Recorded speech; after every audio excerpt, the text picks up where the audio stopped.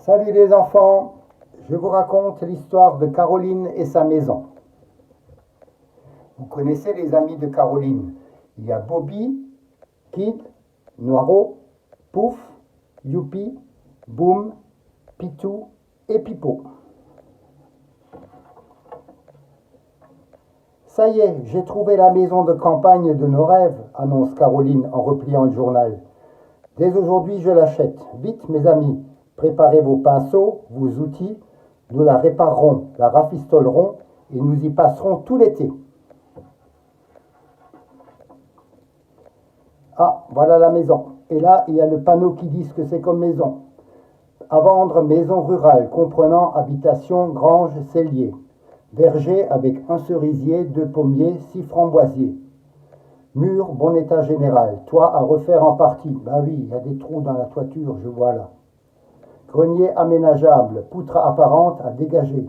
Salle de bain aménageable. Ça veut dire qu'il n'y a pas vraiment de salle de bain. Possibilité eau courante et électricité. Ça veut dire qu'il n'y a pas d'eau courante, il n'y a pas d'électricité.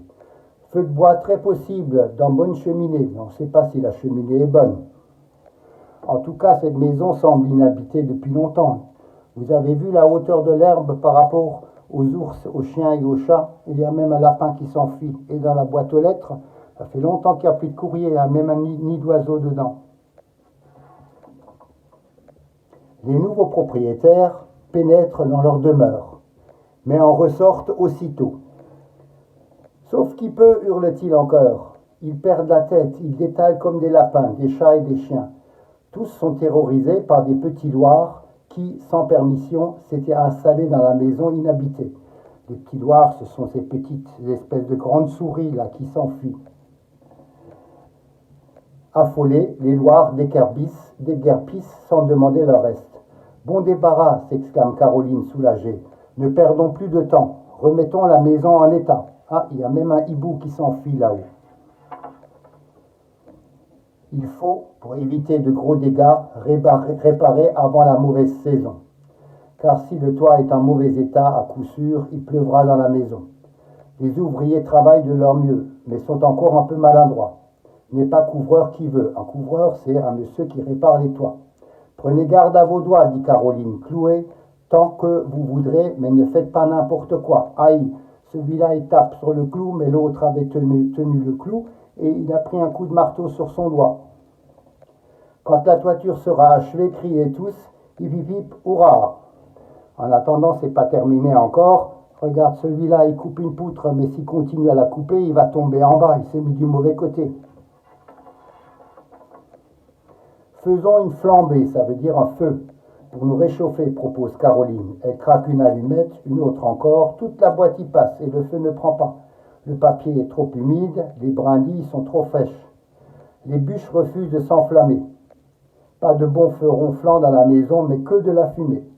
On tousse, on se frotte les yeux, on se bouche le nez. Ne faudrait-il pas appeler les pompiers? Non. Ils se grattent tous les yeux à cause de la fumée. Non, dit Caroline, il vaut mieux ramoner la cheminée. Caroline monte sur le toit et glisse un hérisson dans le conduit. Le hérisson, c'est ça, c'est une grande tige avec des piquants au bout pour nettoyer la cheminée. Oh, et en bas, est-il descendu le hérisson? Oh, et en haut, oui, je l'ai reçu, remonte-le maintenant. De haut en bas, de bas en haut, la suie, ça veut dire le noir qui est dans la cheminée s'en va. Et les ramoneurs sont très contents. Mais pour un chat blanc, voilà un métier bien salissant. Le chat blanc, il est là en bas. Là. Il va être tout noir après. Pour préparer le plâtre, il faut le verser dans de l'eau. Bien le gâcher, ça veut dire le remuer avec une truelle, attendre la prise et l'utiliser sans tarder. Car le plâtre durcit très très vite. Être bon plâtrier n'est pas chose aisée. Noiro, c'est lui, se dépêche, travaille de son mieux. Mais que lui arrive-t-il? Il blanchit à vue d'œil. Noiro, le plâtrier, c'est lui, sort de la maison et tombe nez à nez avec Pouf le ramoneur. Lui, il était noir, il est devenu tout blanc. Lui, il était blanc, il est devenu tout noir. Mais qui est qui? On ne peut pas le dire, mais tous s'éclatent de rire. Qu'on remplisse l'arrosoir, dit Caroline. Après une bonne douche, nous saurons qui est le chat blanc et qui est le chat noir. Rien ne va plus. Un tapissier a les pattes encollées. C'est lui. Il a les pattes encollées. Le papier va se déchirer. Il y a des vieux clous qui sont encore dans le mur. Là, il y a un vieux clou. Alors celui-là les arrache. Sinon, le papier va se déchirer. Et là, Caroline rentre dans la pièce. Elle ne fait pas attention. Avec sa porte, elle cogne l'escalier qui renverse le seau. Et il y en a déjà un par terre. Et lui, il risque de tomber de l'escalier. Comment faire passer la table par la porte trop étroite? Et si on la sciait, propose Youpi. Tu n'y penses pas, dit Caroline. Montrons-nous astucieux. Ce sera bien mieux. Noiraud a d'autres problèmes. Il coupe le verre. C'est lui, Noiraud. Il coupe le verre avec un diamant. Mais se coupe aussi les doigts. Il a déjà un pansement, je vois. Cling, clang, une vitre vole en éclats. Pouf n'est pas plus adroit. Pouf, c'est lui qui répare les vitres. Restera-t-il assez de verre pour remplacer les carreaux cassés? On peut se le demander.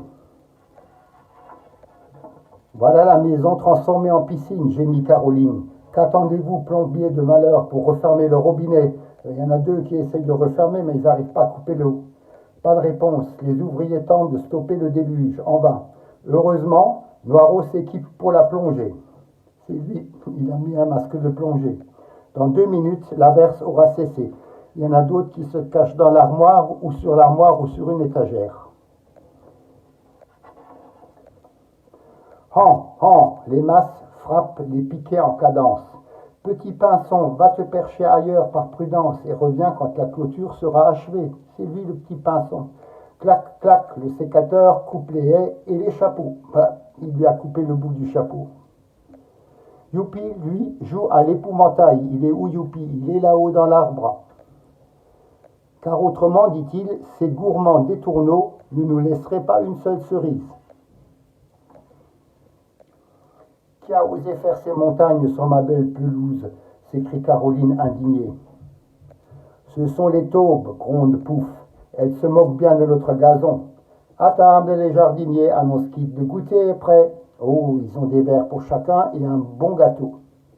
Pitou lève le nez en l'air et découvre de gros nuages gris à l'horizon. Nous ferions bien de nous mettre à l'abri, déclare-t-il. Voici l'orage et la pluie. Et vite, tout le monde rentre dans la maison si jolie. La nuit est tombée, chacun est allé se coucher. Quel est ce drôle de bruit? S'inquiète tout soudain Pouf. Les Loirs seraient-ils revenus? Noiraud n'est pas plus rassuré. Youpi rêve à une invasion de taupes et Bobby a une belle casquette neuve tandis que Boum contemple sans se lasser la campagne et la lune. Demain, le soleil brillera. Caroline et ses petits amis passeront encore une merveilleuse journée dans leur belle maison au milieu des champs. Demain, après-demain et puis tout l'été.